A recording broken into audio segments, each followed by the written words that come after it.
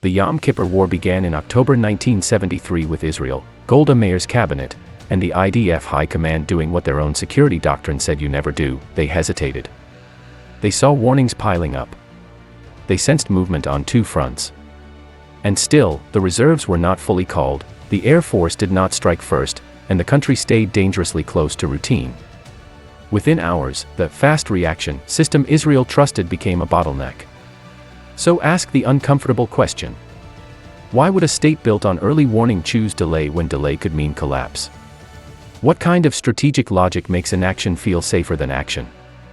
And what happens when an army starts defending not its borders, but its own assumptions?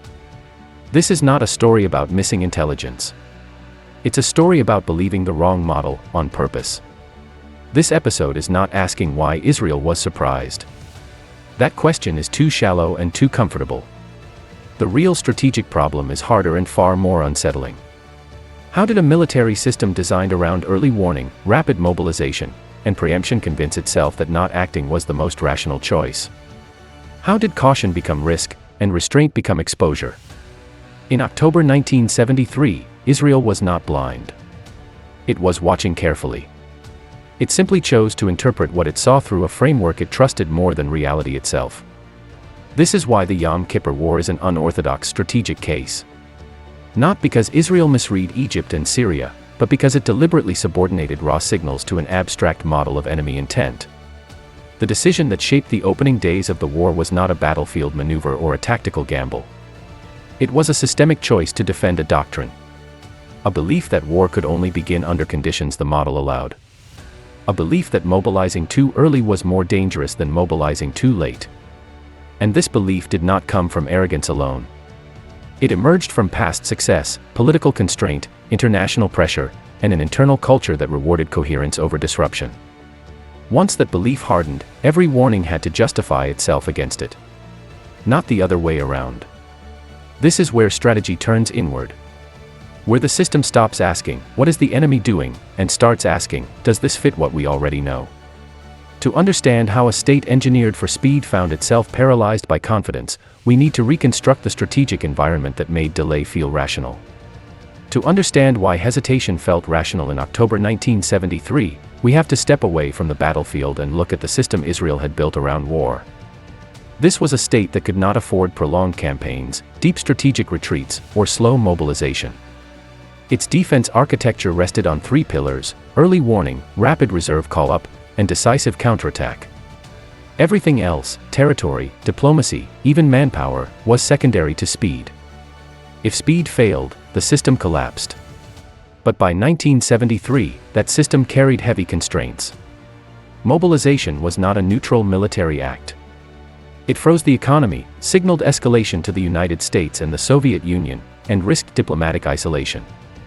A full call-up without clear proof of enemy intent could fracture Israel's most critical asset, external political support. This meant the warning threshold had quietly shifted. Not officially. Not on paper. But in practice. The system now required certainty, not suspicion. On the other side stood Egypt and Syria, facing their own limits. Neither could defeat Israel in a total war. Their air forces were inferior. Their command structures were rigid. Their strategic depth was limited. But they did not need total victory. They needed rupture. A breach in confidence. A short window where Israel's advantages were neutralized by surprise and simultaneity. Their objective was not annihilation, but shock, psychological, doctrinal, political. This is where the asymmetry became dangerous. Israel read enemy capability. Egypt and Syria read Israeli belief. Israeli intelligence focused on whether Arab forces could win. Arab planners focused on whether Israel believed they would try. That difference mattered more than tanks or aircraft. It meant the battlefield was not the Sinai or the Golan Heights. It was the decision-making loop inside Israeli command. Warnings arrived, but they arrived into a system trained to doubt disruption. Troop movements were interpreted as exercises. Deployments were read as political signaling. Each signal had a plausible explanation that did not require war. And as long as war was deemed irrational for the enemy, every warning had to clear an impossible bar. In that environment, the doctrine meant to guarantee survival quietly transformed into the very constraint that prevented timely action. Israeli military doctrine after 1967 was built on a simple, internally consistent promise. The state would never fight on enemy terms. Early warning would buy time. Reserves would be mobilized before contact. Air superiority would blunt the first blow. Then maneuver would decide the outcome quickly. This model worked because it aligned capability, geography, and political reality. It was elegant. It was proven. And by 1973, it had become unquestioned. Under that doctrine, the correct response to danger was clear. Mobilize early, even at economic cost. Strike first if necessary. Force the enemy to react from a position of weakness. Any deviation from this sequence was treated as recklessness. Ironically, by October 1973, following the doctrine mechanically would have meant doing exactly what leaders now feared most, triggering a war they believed the enemy could not rationally want. Here is the paradox. If Israel mobilized and no attack followed, it would confirm to allies and adversaries that Israeli leadership was jumpy, escalatory, and politically unreliable. If Israel struck first, it risked losing international legitimacy overnight. The doctrine assumed freedom of action. The reality no longer provided it. What once guaranteed survival now carried unacceptable political risk. Most military histories stop here and call this hesitation. That misses the point. This was not indecision. It was a conscious calculation that strict adherence to doctrine might produce a worse strategic outcome than violating it. Leaders were not asking, "What if we are wrong?" They were asking, "What if we are right, and still lose?" The doctrine also contained a hidden assumption rarely stated aloud, that the enemy would behave rationally according to Israeli definitions of rationality. That Egypt and Syria would only attack if they could win decisively. That limited war made no sense. Once that assumption hardened, every warning was filtered through it. Evidence was not evaluated on its own merit. It was evaluated against what the doctrine said was possible. So the system did exactly what it was designed to do. It rejected noise. It enforced coherence. It protected leaders from overreaction. But in doing so, it eliminated the one response the situation demanded: early disruption of the enemy's plan. At this point, the question is no longer what the doctrine said, but how leaders convinced themselves to step outside it without admitting they were gambling. The decision that defined October 1973 did not arrive as a single order or a dramatic moment. It emerged gradually, through alignment rather than debate. No one stood up and argued for delay as a bold strategy. Instead, delay became the default outcome of multiple cautious positions reinforcing each other. Intelligence assessed enemy intent as limited. Political leadership feared international backlash. Military planners trusted that even a late mobilization could still recover the situation. Each position, taken alone, was defensible. Together, they produced paralysis. Inside the system, disagreement existed, but it was muted. Skeptical voices did not challenge the core assumption. They questioned timing, not logic. The dominant belief remained intact: Egypt would not cross the canal without air superiority, and Syria would not move alone. This belief was not treated as a hypothesis. It was treated as a structural fact. Once accepted, it reframed every discussion. Warning indicators were no longer triggers for action. They became anomalies requiring explanation. At the heart of this decision were several fragile assumptions. First, that the enemy shared Israel's definition of success. Second, that limited war was strategically irrational. Third, that Israel's qualitative edge could compensate for lost hours. None of these assumptions were tested under pressure.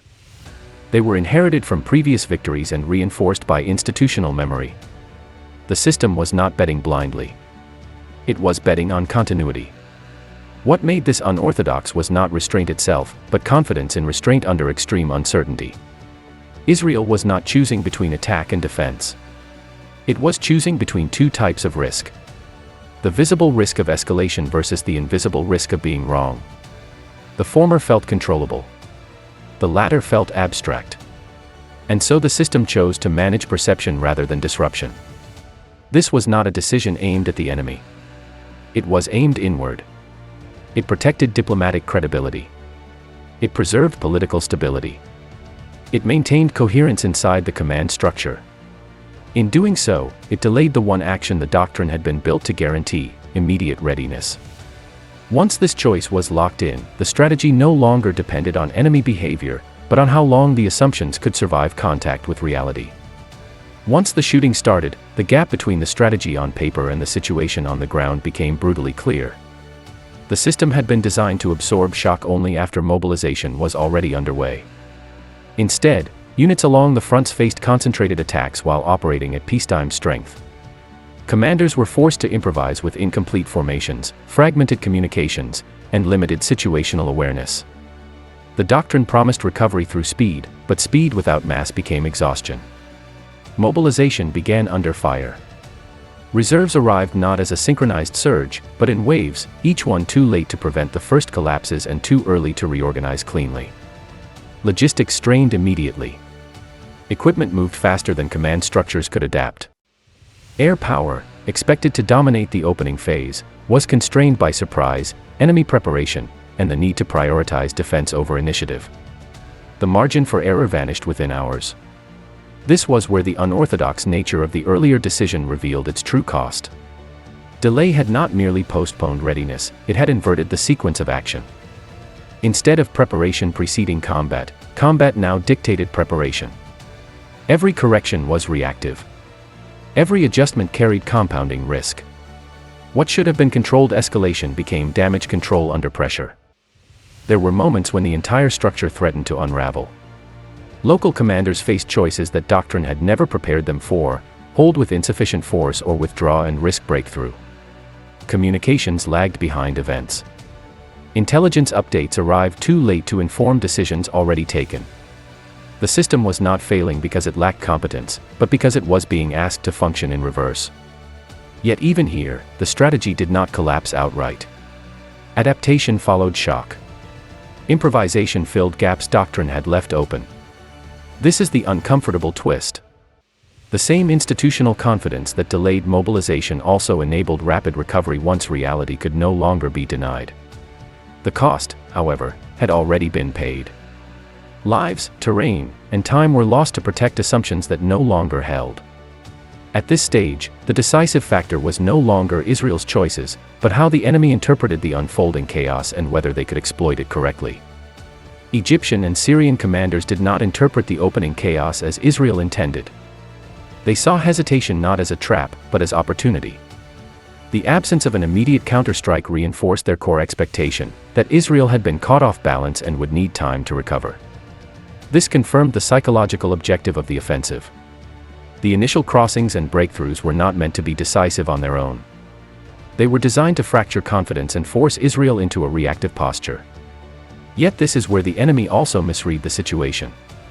They understood Israeli doctrine well enough to exploit its delay, but not deeply enough to anticipate its recovery under pressure. Once mobilization reached critical mass, the same institutional discipline that had delayed action now enabled rapid reorganization. The enemy's operational plans assumed Israel would either respond immediately or remain paralyzed longer than it did.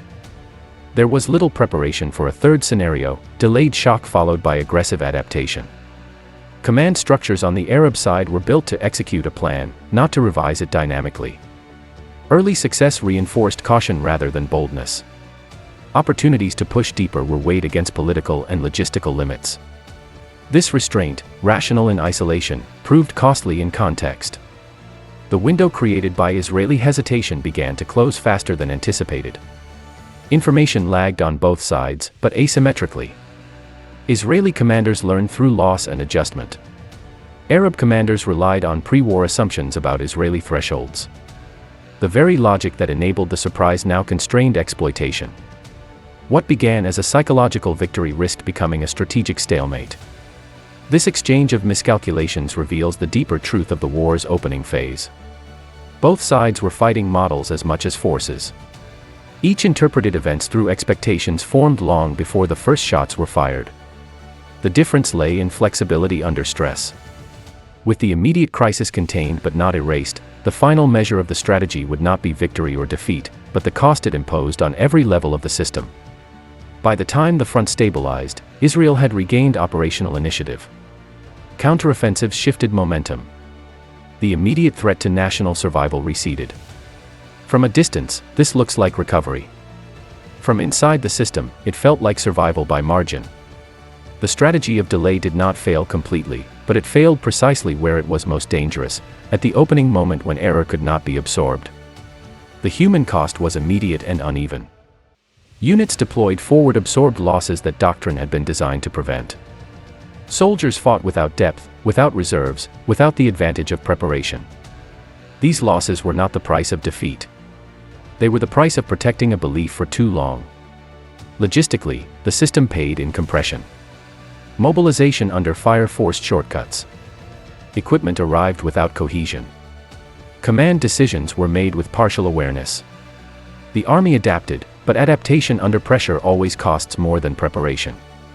What should have been an orderly transition became a race to prevent cascading failure. Politically, the cost lingered far longer than the fighting. Trust in leadership fractured. Investigations followed. The myth of infallibility collapsed. For a state built on the idea that it could never be strategically surprised, this was not a temporary wound. It was a structural shock. The most enduring cost was psychological. For decision-makers, the question never went away. Was restraint necessary, or was it rationalization? Was the gamble unavoidable, or was it chosen because it was easier to defend internally than decisive action? The war ended, but the doubt remained. This is why the Yom Kippur War cannot be reduced to victory or defeat. The strategy achieved recovery, but at a cost that reshaped doctrine, politics, and collective memory. To understand why this case still matters, we have to move beyond outcomes and isolate the principles it exposed about power, belief, and strategic blindness. The Yom Kippur War is often explained as a failure of warning. That explanation is convenient, but incomplete. The deeper reality is that this war exposed how strategic systems fail not when they lack information, but when they protect coherence at the expense of disruption. Israel did not underestimate its enemies. It overestimated the stability of its own assumptions. The decision to delay action was not ignorance. It was a form of risk management that treated political legitimacy, alliance stability, and internal consensus as variables equal to military readiness. This strategy broke a foundational rule of military planning, that uncertainty demands action, not restraint. Yet it replaced that rule with another, rarely articulated principle. That credibility can be as decisive as firepower. That once lost, it cannot be easily recovered. Israel's leadership chose to preserve credibility externally, even if it meant gambling internally. That choice was not irrational. It was fragile. The first lesson is uncomfortable. Doctrines that succeed too well become invisible. They stop being tools and start becoming truths. Once that happens, evidence is no longer evaluated on its own terms. It is judged by whether it threatens the system's internal logic. In 1973, the Israeli system did exactly what it had been optimized to do. It filtered noise. It avoided panic. It maintained political alignment. And in doing so, it delayed the one action it was designed to guarantee. The second lesson is structural. Strategic failure rarely announces itself as error. It arrives as consensus, as alignment, as calm agreement among intelligent actors who share the same assumptions. By the time dissent becomes visible, the cost of acting has already increased. What looks like unity can be fragility in disguise. The final lesson is the hardest. Unorthodox strategies are not defined by bold moves, but by what they choose not to do. In 1973, Israel's most consequential action was restraint. Not because restraint was safe, but because it felt defensible. This war reminds us that the most dangerous strategies are often the ones that feel reasonable to everyone involved. And that is why the Yom Kippur War endures, not as a story of surprise, but as a warning about how power blinds itself. The Yom Kippur War did not overturn Israeli military power. It overturned certainty.